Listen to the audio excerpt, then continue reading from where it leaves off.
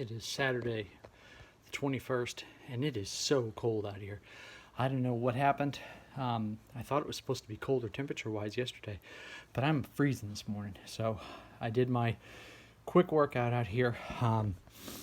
We finished day 3 of the fast yesterday. Me.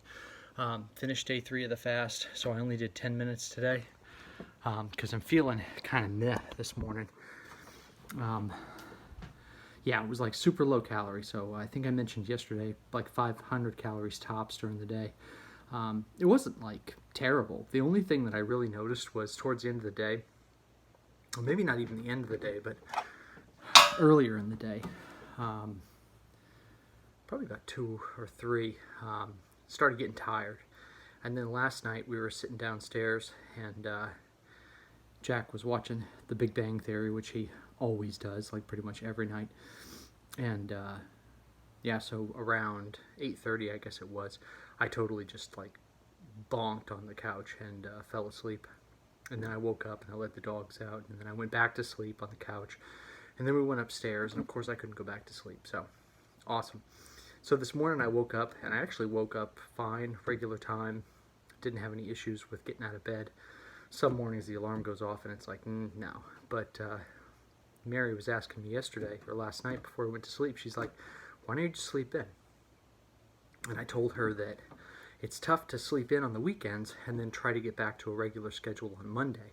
It's easier for me, I found, again, in self-experimenting and trying to figure out what works for me, much easier to just get up at the same time on the weekends, and then you get that gift of time in the morning to be able to do kind of whatever you want, because nobody's up and at 'em until later in the day. So that's kind of nice. It's nice to be able to just do things at your own pace. So I got up this morning, it was fine, had a couple cups of coffee, that was fine, came out on the treadmill, started running, and I was like, ooh, damn, I have no gasoline today. I have nothing in the tank. So I'm supposed to do a long run tomorrow, but thankfully today is a holiday Christmas party, a family Christmas party, and we're all bringing food, and so I'll do my continuation of intermittent fasting through this morning, and then I'll basically tie on the feed bag come lunchtime and really just refuel and spend the rest of the day trying to focus on just getting back up to where I need to be food-wise, calorie-wise, so that I can get a good long run in tomorrow. We'll see how it goes. If I bonk tomorrow on the treadmill, that's fine. But again, and I mentioned it yesterday, you just got to try new things and see if they work, and understand that any discomfort that you feel will likely only be temporary.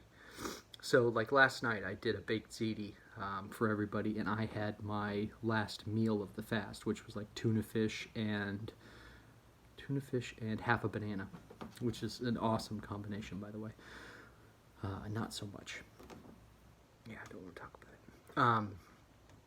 But I did the baked ziti, and I'm sitting there looking at it, and it's like, yeah, I'd love to break that fast and just do that, that dinner, because I was good during the day. I did what I was supposed to do during the day. But then it's like, you kind of have to prove things to yourself sometimes. You have to prove to yourself that you have the willpower and the self-restraint to do things, even if they're uncomfortable, because that's what happens when you're trying to build on your endurance, on your speed, your distance and time, things like that. They don't just get better on their own.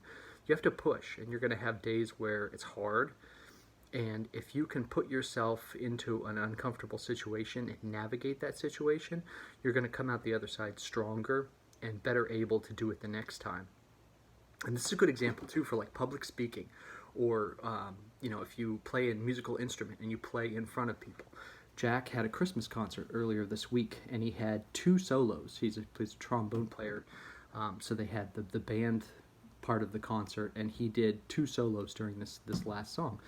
And I know he was nervous, and I know he was like not necessarily looking forward to being in front of people, but at the same time, it's like, that's what's going to make you a stronger person, a stronger performer, a stronger human being, more easily able to navigate some of those hard things. So if you don't like speaking in front of people, the way to solve that is, guess what? Speak in front of people.